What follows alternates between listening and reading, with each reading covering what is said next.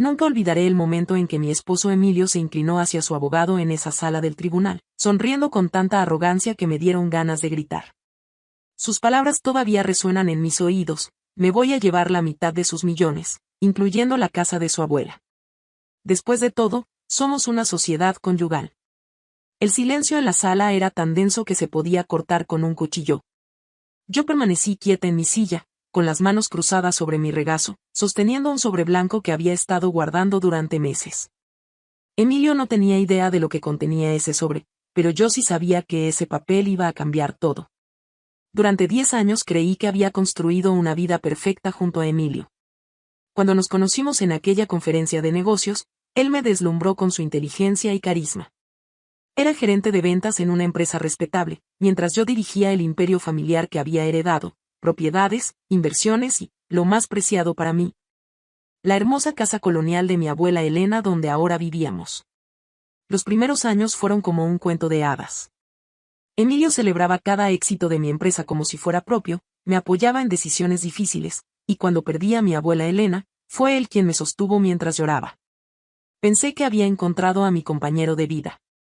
Pero hace un año, algo cambió.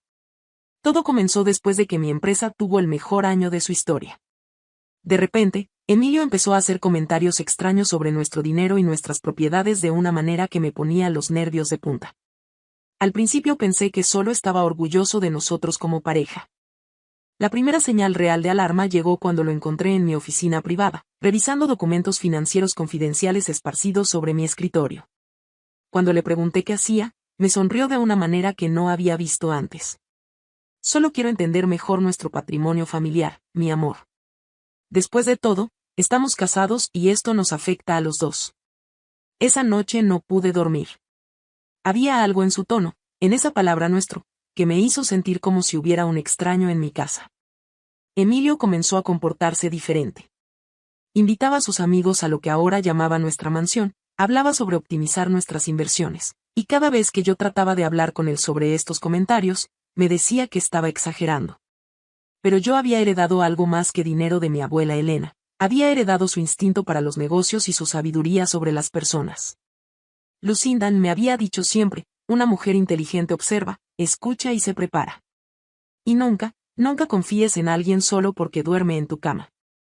Las siguientes semanas fueron las más difíciles de mi vida. Emilio seguía siendo cariñoso y atento por fuera, pero yo comencé a notar cosas que antes había pasado por alto. La forma en que sus ojos brillaban cuando hablaba de mis propiedades. Como había empezado a estudiar discretamente los documentos que yo dejaba sobre la mesa. Las preguntas aparentemente casuales sobre el valor de la casa de mi abuela. Una mañana, mientras él estaba en el trabajo, tomé la decisión más importante de mi matrimonio. Llamé a alguien que cambiaría el curso de todo lo que estaba por venir. No le dije a nadie sobre esta llamada. Ni siquiera a mi mejor amiga. Durante los siguientes meses, viví una doble vida que me destrozaba el corazón. Por las mañanas desayunaba con Emilio como si nada hubiera pasado, sonreía cuando me besaba antes de irse, y por las noches cenábamos juntos mientras él continuaba con sus comentarios sobre nuestro futuro financiero. Pero por dentro, cada palabra suya era como un cuchillo, porque yo ya sabía lo que él estaba planeando. Lo que no sabía era que yo también tenía un plan. Un plan que estaba a punto de ejecutarse de la manera más perfecta posible. Lo que descubrí sobre Emilio me rompió el corazón de una manera que nunca pensé posible. La persona a quien había llamado esa mañana era mi contador de confianza, el señor Ramírez, que había trabajado con mi familia durante décadas. Lo que me dijo cambió mi mundo para siempre. Lucinda, me dijo con voz grave, tu esposo ha estado haciendo consultas muy específicas sobre divorcios y divisiones de patrimonio. No solo eso, sino que ayer vino a mi oficina preguntando sobre el valor exacto de todas tus propiedades, especialmente la casa de tu abuela. Sentí como si me hubieran dado un golpe en el estómago. ¿Qué le dijiste? Le dije que necesitaba tu autorización por escrito para dar cualquier información. Se molestó mucho, Lucinda. Me dijo que como tu esposo tenía derecho a conocer el patrimonio familiar, punto. Esa tarde, confronté a Emilio de la manera más sutil que pude.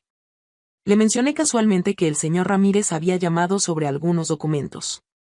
Su reacción lo delató completamente. Se puso nervioso, comenzó a tartamudear, y luego trató de cambiar el tema rápidamente. En ese momento supe que mi matrimonio había sido una mentira. Durante las siguientes semanas, Emilio se volvió más atrevido. Una noche, mientras cenábamos, me dijo: amor, he estado pensando que deberíamos poner algunas propiedades en ambos nombres. Ya sabes, por seguridad. ¿Por qué?, le pregunté, fingiendo inocencia. Bueno, si algo te pasa a ti, yo quedaría desprotegido. Y viceversa. Es lo que hacen las parejas inteligentes. Mentiroso. Lo que las parejas inteligentes hacen es confiar una en la otra, no planear robos silenciosos.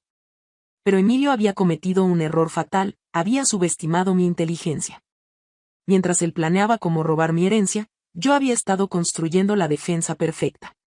Cada documento que firmaba, cada reunión a la que asistía mientras él trabajaba, cada decisión que tomaba, era parte de un plan maestro que él nunca vio venir. La parte más dolorosa era actuar normalmente. Ver películas juntos en el sofá mientras él planeaba traicionarme. Escucharlo hablar sobre nuestro futuro cuando yo sabía que él solo veía mi dinero en ese futuro. Había noches en las que lo miraba dormir y me preguntaba si alguna vez me había amado realmente, o si siempre había visto en mí una oportunidad económica. 2 meses después, Emilio finalmente mostró su verdadero rostro. Llegué a casa del trabajo y lo encontré sentado en la sala con una carpeta llena de documentos y una expresión que nunca había visto antes. No era el hombre dulce con quien me había casado. Era alguien frío, calculador, hambriento. Lucinda, necesitamos hablar seriamente, me dijo, sin levantarse a saludarme como siempre hacía. ¿Sobre qué? Sobre nuestro matrimonio y lo que es justo. Abrió la carpeta y me mostró papeles que había preparado. Quiero que transfieras la mitad de tus propiedades a mi nombre. Hemos estado casados 10 años, he sacrificado oportunidades por este matrimonio, y merezco mi parte. Su frialdad me dejó sin aliento. ¿Tu parte de qué, Emilio? De todo. Su voz se alzó por primera vez en nuestra conversación. La casa de tu abuela, las propiedades de renta, las inversiones. Todo eso debería ser nuestro, no solo tuyo. En ese momento, vi al verdadero Emilio por primera vez. No era el hombre cariñoso que me consolaba cuando lloraba, sino un extraño codicioso que había estado viviendo una mentira durante años. ¿Y si no accedo?, le pregunté, aunque ya conocía la respuesta. Su sonrisa se volvió cruel. Entonces lo haremos por la vía legal. Y te aseguro, Lucinda, que cualquier juez verá las cosas desde mi perspectiva. Soy tu esposo. Tengo derecho sobre lo que hemos construido juntos. Esa noche, Emilio empacó sus maletas y se fue a un hotel. Al día siguiente, recibí los papeles del divorcio donde reclamaba exactamente lo que había amenazado, la mitad de todo lo que yo poseía, incluyendo la casa sagrada de mi abuela Elena. Pero lo que Emilio no sabía, lo que nunca sospechó durante todos esos meses de planificación, era que yo había estado 3 pasos adelante de él todo el tiempo. Y el día del juicio, finalmente lo descubriría. El día de la audiencia, Emilio entró al tribunal como si fuera el dueño del lugar. Llevaba su mejor traje, una sonrisa confiada, y caminaba con la arrogancia de alguien que ya sabía que había ganado. Su abogado, un hombre mayor con aspecto intimidante, cargaba una carpeta gruesa llena de argumentos sobre por qué mi esposo merecía la mitad de mi fortuna. Yo entré con solo mi cartera, mi abogada, y ese sobre blanco que había estado guardando durante meses como mías bajo la manga. Emilio me miró desde su mesa y me guiñó el ojo, como si estuviéramos compartiendo algún chiste privado. Luego se inclinó hacia su abogado y murmuró algo que los hizo reírse. Probablemente estaba celebrando su victoria antes de tiempo, contando mentalmente los millones que creía que pronto serían suyos.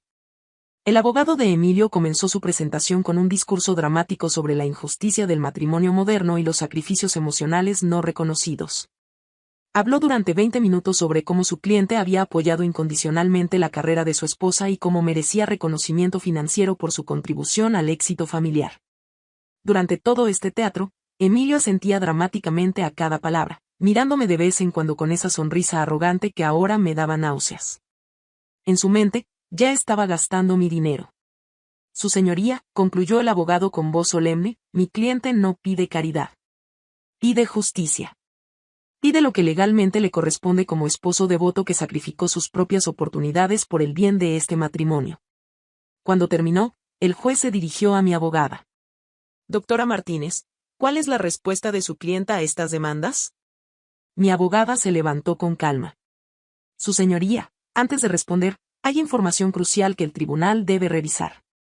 Mi clienta ha traído documentación que cambia completamente el panorama de este caso. Fue entonces cuando me levanté. El tribunal entero se quedó en silencio. Podía sentir la mirada de Emilio, pero ya no me importaba. Saqué el sobre de mi cartera, el mismo que había estado cargando como un tesoro secreto durante meses. Su señoría, dije con voz firme, solicito respetuosamente que revise el contenido de este sobre. Creo que aclarará por qué las demandas de mi esposo están basadas en información incorrecta.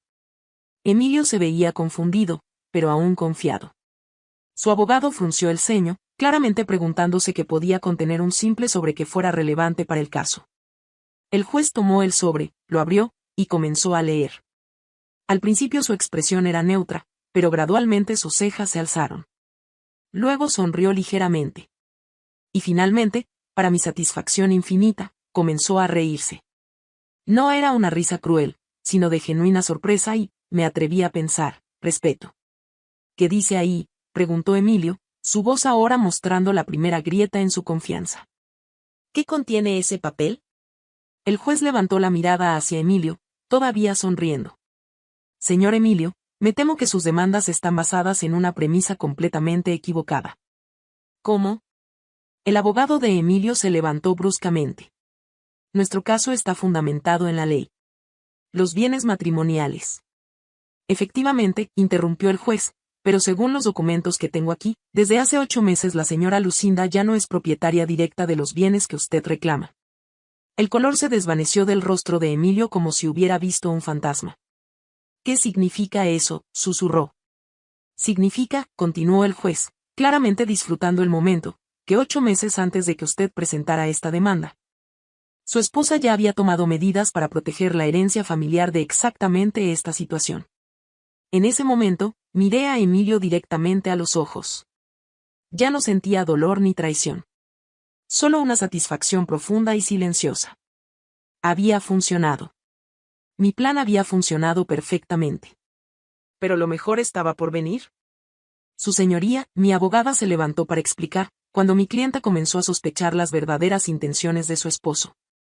Decidió proteger los bienes heredados de su familia mediante una estrategia completamente legal. Hace 8 meses, transfirió todos sus bienes principales a un fideicomiso familiar. Emilio finalmente entendió lo que estaba pasando. Su rostro pasó por todas las emociones posibles: confusión, incredulidad, terror, y finalmente, una rabia pura que lo transformó en el hombre codicioso que realmente era. «Eso no puede ser legal», gritó, levantándose tan bruscamente que su silla se volcó. Ella me ocultó información. Estábamos casados. Señor Emilio, dijo el juez con voz firme, controle su comportamiento en mi tribunal. Lo que su esposa hizo fue no solo completamente legal, sino extraordinariamente inteligente. El juez continuó leyendo los documentos. La casa de su abuela, las propiedades de renta, las inversiones principales, todo está ahora protegido en el fideicomiso. Como beneficiaria, la señora Lucinda mantiene el control total, pero legalmente, estos bienes ya no forman parte de su patrimonio personal sujeto a división matrimonial. Pero aquí viene lo mejor de todo. El juez levantó otro papel del sobre y sonrió aún más. Y hay algo más interesante aquí, dijo. Según este reporte de investigación privada, el señor Emilio ya había consultado con 2 abogados diferentes sobre divorcio y división de bienes, 6 meses antes de presentar oficialmente esta demanda. El silencio en la sala era mortal. Emilio se había puesto pálido como la muerte. Esto demuestra premeditación, señor Emilio. Su esposa no ocultó nada. Simplemente se protegió de un plan que usted ya tenía en marcha. En ese momento, decidí hablar. Me levanté y miré a Emilio directamente. Emilio, le dije con voz calmada, mi abuela Elena me enseñó algo muy valioso. Cuando alguien te muestra quién es realmente, créele la primera vez. Tú me mostraste quién eras cuando empezaste a ver mi herencia familiar como tu oportunidad de negocio. Su abogado hizo un último intento desesperado. Su señoría, ¿debe haber alguna compensación por los años de matrimonio? El juez revisó los papeles finales. Según los documentos, El señor Emilio tiene derecho únicamente a sus bienes personales y a la mitad de los ahorros en cuentas conjuntas, que ascienden a aproximadamente 4,000 pesos. 4,000 pesos.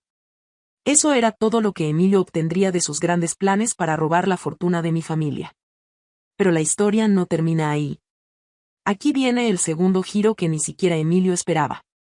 Mientras salíamos del tribunal, mi abogada me entregó otro sobre. Lucinda, llegó esto esta mañana. Era una carta de la empresa donde trabajaba Emilio. Al parecer, durante los últimos meses había estado usando tiempo de trabajo para planear el divorcio, hacer llamadas a abogados, y revisar documentos legales. Su jefe se había enterado y lo habían despedido esa misma mañana. Emilio no solo había perdido mi fortuna. Había perdido su trabajo también. En los escalones del tribunal, Emilio me alcanzó. Su arrogancia había desaparecido completamente, reemplazada por una desesperación patética. Lucinda, por favor. Podemos arreglar esto. Fue solo un malentendido. Yo te amo de verdad. Me volteé para mirarlo una última vez. Emilio, el amor verdadero protege, no roba. Si realmente me hubieras amado, nunca habrías visto la herencia de mi abuela como tu boleto de lotería. Hoy, un año después, vivo en paz en la hermosa casa colonial de mi abuela Elena. Mis bienes están seguros, mi empresa prospera más que nunca, y he aprendido la lección más valiosa de mi vida, confiar siempre en mi instinto y proteger lo que realmente importa. No se trataba solo de dinero, sino de preservar la confianza y el legado que mi familia construyó con tanto esfuerzo. ¿Y Emilio? Según me enteré por amigos mutuos, la experiencia lo cambió profundamente. Al darse cuenta de lo que casi pierde por su codicia, decidió empezar de nuevo. Dejó su trabajo de gerente y abrió su propio pequeño negocio de consultoría. Trabaja día y noche, construyendo algo propio por primera vez en su vida, sin depender de nadie más. Hace 3 meses recibí una carta suya. Era una disculpa sincera, sin pedir nada a cambio.